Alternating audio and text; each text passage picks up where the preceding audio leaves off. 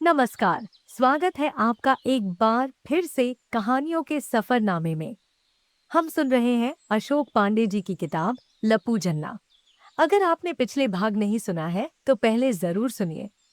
अब चलिए बढ़ते हैं आगे रामनगर की अगली कहानी की ओर। लप्पू जन्ना भाग 2। बागड़बिल्ले का टौंचा। मुझसे थोड़ा बड़े यानी 12-13 साल के लड़के गुल्ली डंडा और कंचे खेला करते थे। लफत्तू मेरी उम्र का था, लेकिन चोर के रूप में उसकी ख्याति होने के कारण ये बड़े लड़के उसे अपने साथ खेलने देते थे। उसका नया दोस्त होने के नाते मुझे खेलने को तो कम मिलता था, लेकिन बिना गाली खाए उनके कर्म क्षेत्र के आसपास बने रह सकने की इजाजत होती थी। गुल्ली डंडा खेलते वक्त वे मुझे अक्सर पदाया करते थे, लेकिन उनके साथ हो पाने को मैं एक उपलब्धि मानता था, सो खुशी खुशी पदा करता। कभी कभी, खास तौर पर जब लफत्तू अपने पापा के बटुए से पैसे चुराकर लाया होता था, ये लड़के गुच्छी खेलते थे।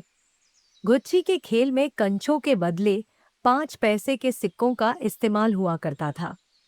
5 पैसे में बहुत सारी चीजें आ जाती थी।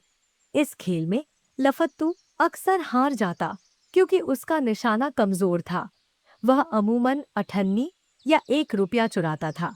बड़े नोट न चुराने के पीछे उसकी दलील यह होती थी कि उन्हें तुड़वाने में जोखिम होता है।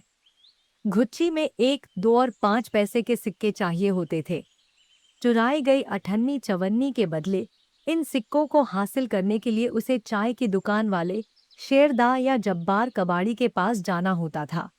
एक बार वह पूरे 5 का नोट चुरा लाया, जिसे तुड़ाने के लिए वह मुझे अपने साथ लक्ष्मी बुक डिपो लेकर गया। वहां जाने से पहले उसने मुझे नोट थमाया और कहा कि मैं अपने लिए कोई मैगजीन खरीद लूं।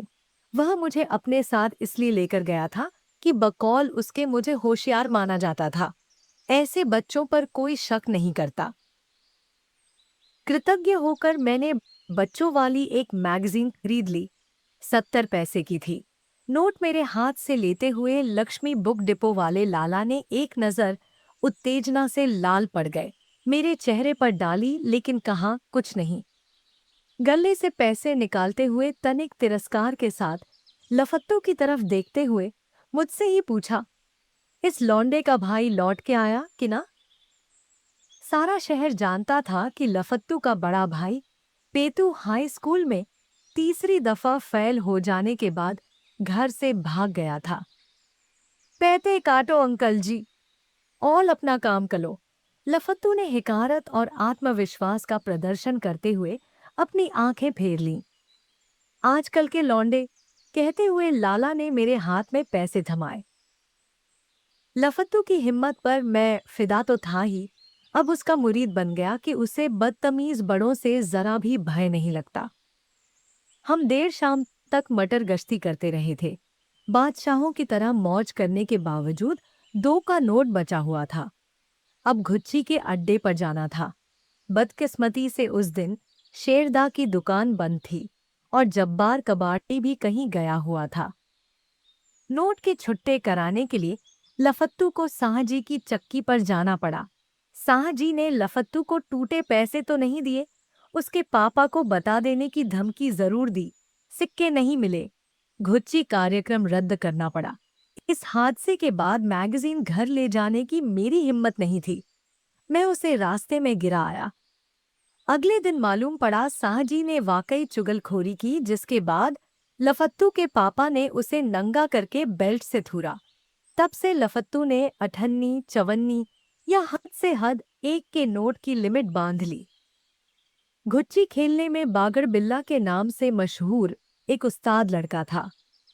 उसकी एक आंख में कुछ दोष था और गौर से देखने पर मालूम पड़ता था कि 5 के सिक्के पर निशाना लगाने के वास्ते भगवान ने उसे आंखों की रेडीमेड जोड़ी बख्शी थी। छोटी वाली आंख की पुतली का आकार भी 1 पैसे के सिक्के जितना हो चुका था। बागड़बिल्ला नित नए और वयस्क मुहावरे बोला करता। उन अश्लील मुहावरों को मैं अक्सर पाखाने में धीरे धीरे बोलने का अभ्यास किया करता।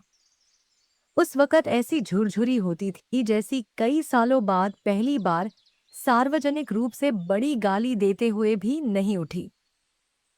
रामनगरी जबान में निशाने को टौंचा कहा जाता था। टौंचे का असली खलीफा अलबत्ता हमारे शहर और जीवन से कई प्रकाश वर्ष दूर बंबई में रहता था। जिस दिन कोई दूसरा लड़का जीत रहा होता, बागड़ बिल्ला उसकी दाद देता हुआ हिंदी पिक्चरों के एक विख्यात चरित्र अभिनेता को रामनगर के इतिहास में स्वर्णाक्षरों में अंकित करता अपना फेवरेट जुमला उछालता, अत्तो मदनपुरी के माफिक चल्लिया घनश्याम का टौंचा। तो ये थी बागड़ बिल्ले और उसके टौंचे की कहानी, हंसी, शरारत और बचपन की मासूमियत से भरी हुई।